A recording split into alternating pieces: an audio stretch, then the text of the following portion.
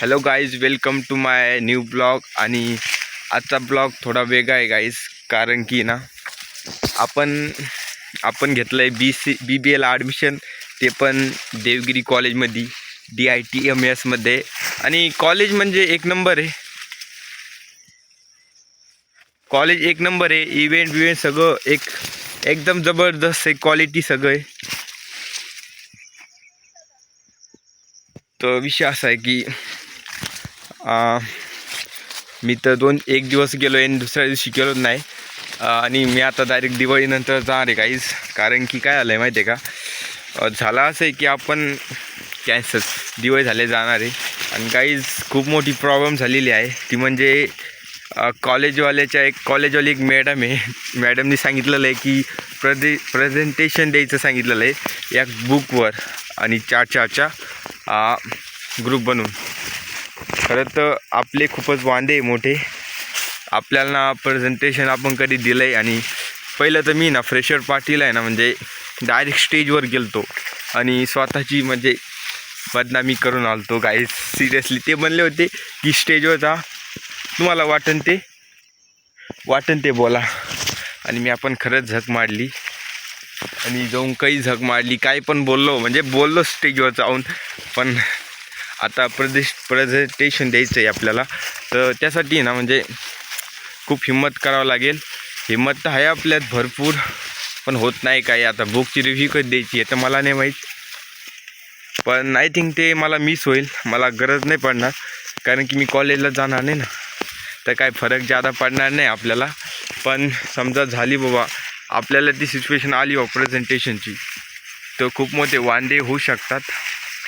आपला ना चार जणांचा ग्रुप बनायला लावलेला एक मॅडमनी, पण आपल्याहून काही ग्रुप बनणार नाही वाटतं आहे. तसं आपले हुड आहे आपली क्लासमध्ये, पण बघू है का नाही गाइस.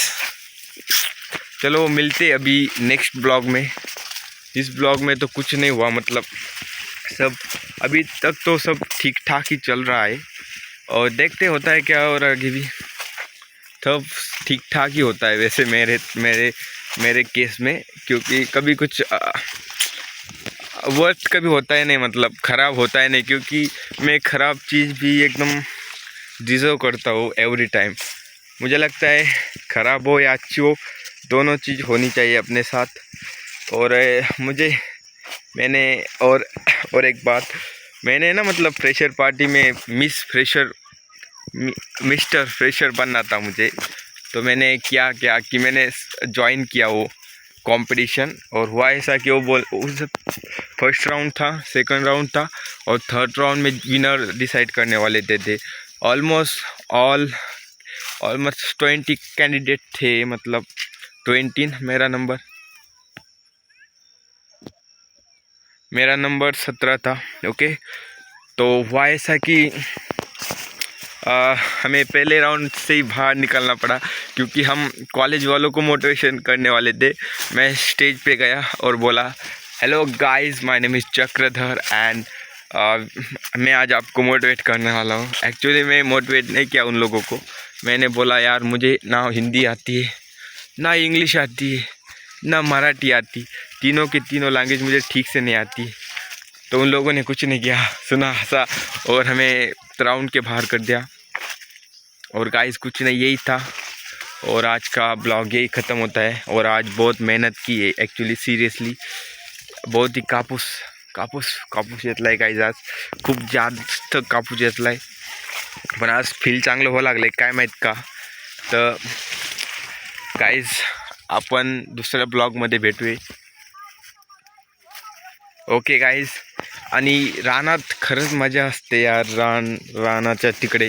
तसं मी आता शेतामध्ये खरं तर शेतामध्ये एक अलग लेवलची मजा असती.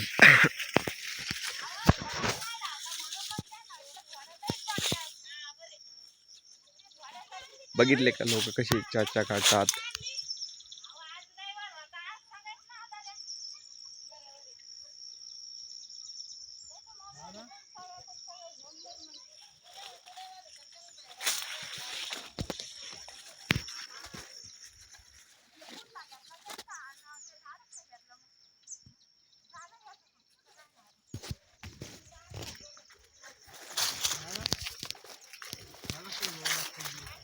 गाईज आपली पब्लिक आपल्याला ऐकायला तयार असते कधी पण.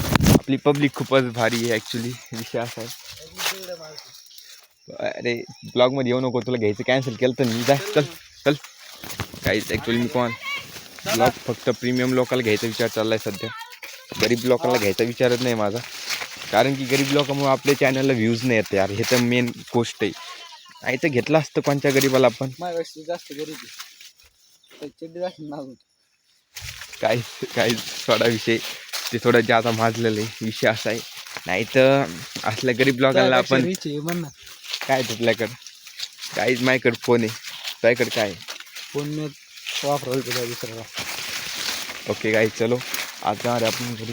चल कुंकून उतरू. कुठून उतरतं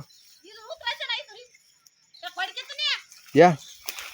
काहीच खूपच जास्त गवत आहे, इतकं गवत आहे. इथून खाली उतरायचं पण अवघड आहे. पण आपका भाई उतरेगा. आपका भाई उतरेगा. थोड्या गवत आहे ना रे. Okay okay thank you. Guys ये बदमाश आदमी चला गया भाई. बहुत ज़्यादा ही गवत है इधर तो. इस गवत में तो तुम दिखेंगे भी नहीं ना. गाइस ज़्यादा जास्त गाइस